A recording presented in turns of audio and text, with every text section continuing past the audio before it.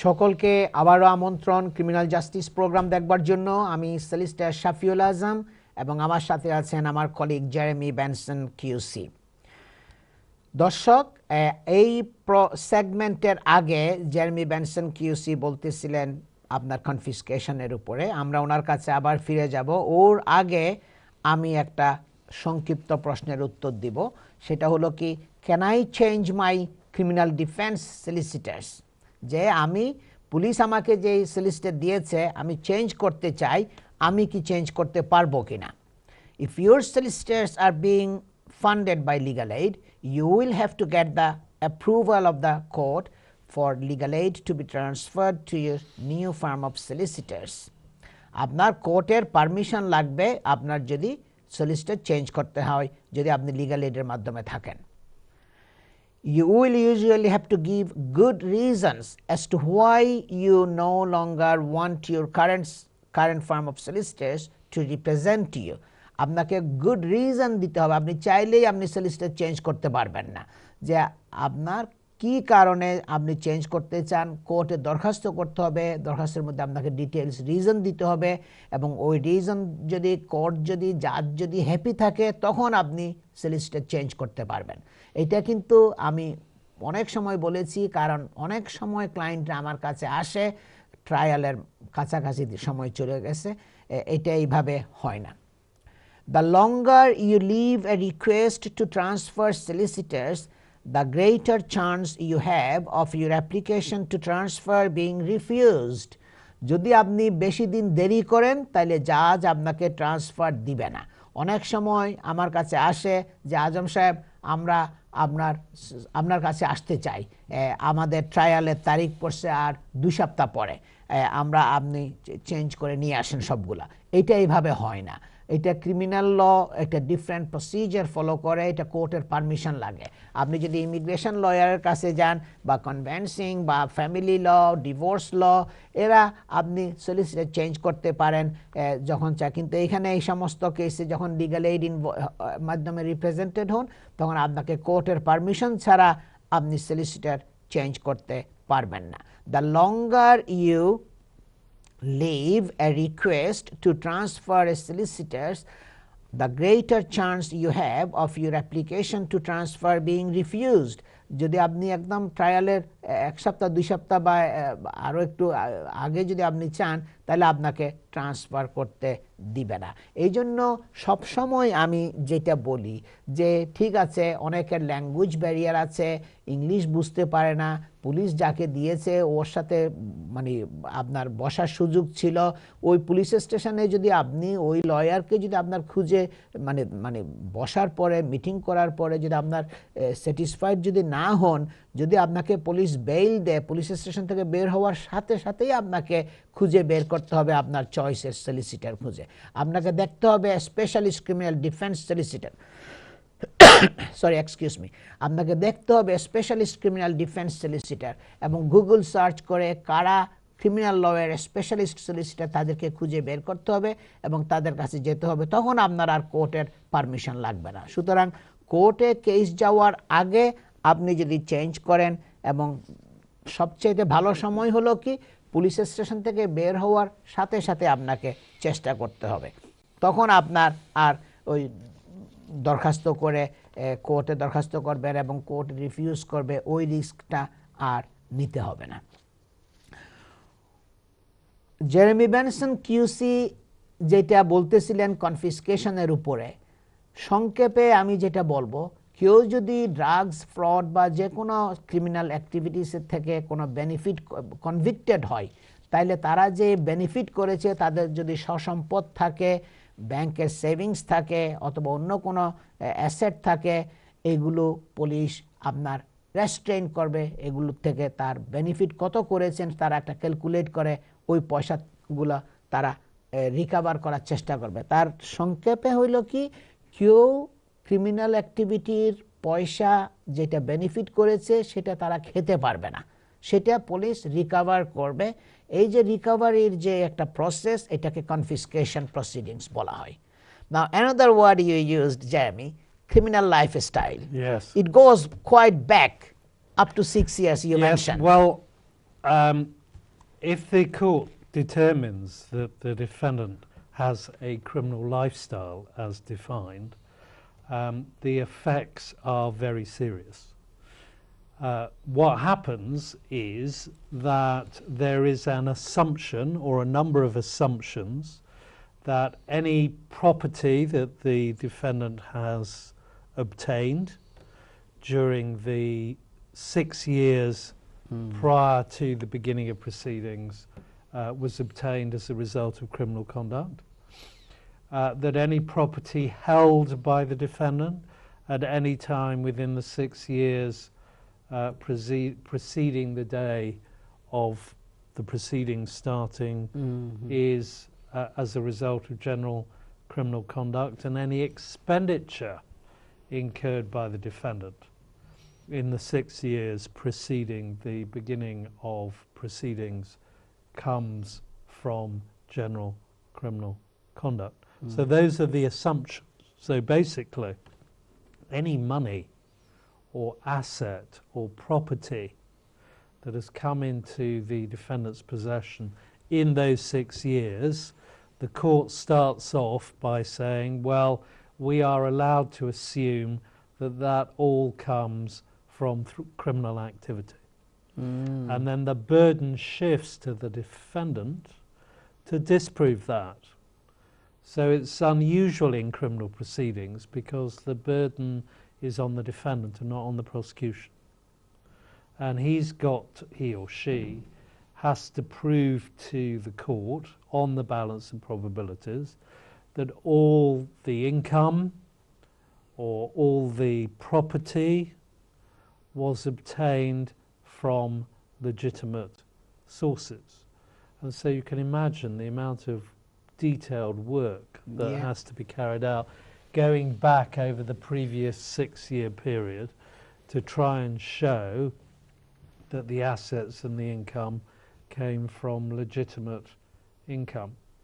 So that is basically criminal lifestyle. And then if the court finds that criminal lifestyle does not apply, then the amount of benefit comes only from the offence or offences that you have pleaded guilty to or been convicted of. But benefit doesn't mean profit, it means turnover in effect. So, supposing I run a fraud, a boiler room fraud, selling useless shares to the public, and the business receives £1 million, but it costs me £200,000 to run the fraud. So those are the costs of the fraud. The profit from the fraud would be £800,000. But for the purposes of confiscation, the benefit is £1 million. So benefit is not profit. Now, the law then becomes very complicated because in certain circumstances, the benefit to a defendant may not be that £1 million figure. So if they are an employee, the benefit figure may not be the amount obtained from the public, but may only be their wages as the benefit from their criminal conduct.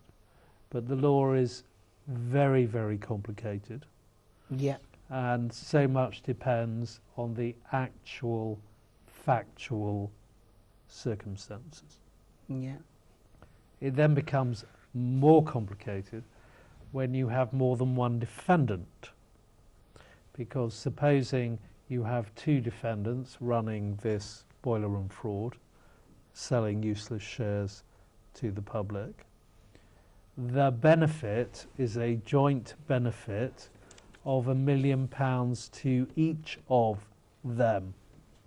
And although at the end of the day it would be wrong for the government to receive £2 million in confiscation. Each one is separately liable for the £1 million benefit, or the £1 million benefit is taken into account for both of them. And the police has the access with all government agencies, because recent case I have done, Jeremy, Yeah. the Section 18 statement we have Yes. submitted, and then Section 16 when the police submits, I see they go so many years, every single details of the different transactions, all the bank details, bank account details. I think Well, all the government agencies provide the information to the police, everything. I mean, there's that, and it becomes very complicated. In these days when people who have savings move them from one account to another, Yeah. because interest rates are so low, and you get an introductory interest rate for a year, which is much higher, so some people move their money from one building society to a bank to another building society each year. One has to trace all that money to show it is the same amount of money. And so supposing it's £10,000 and it's done on 6 occasions during the 6 years, the benefit figure should be £10,000 and not £60,000, because you've got to be careful not to account more than once for the same property. So it becomes very, very complicated. And then the other side, one looks at the assets, and as far as assets are concerned, it's their value at the time of the decision, at the time of the confiscation order. It doesn't matter that you may have obtained those assets before the 6-year period, and honestly, they are liable to confiscation depending on the benefit figure. I think government is recovering millions and millions of pounds to the confiscation proceedings. Well, they are recovering a great deal, but it actually becomes very difficult to enforce. But again, the proceedings. if the benefit figure is not settled, if the order is not settled, then he has to serve the extra sentence. Yes, what happens is, very simply, is if the asset figure is less than the benefit figure, then the confiscation amount will be that of the asset figure. So let me give you an example. If the benefit is, say, £1 million, but the defendant only has assets of £100,000, then the confiscation amount will be in the sum of £100,000. Yeah. So the assets. It becomes more complicated. Because the court takes into account potential hidden assets.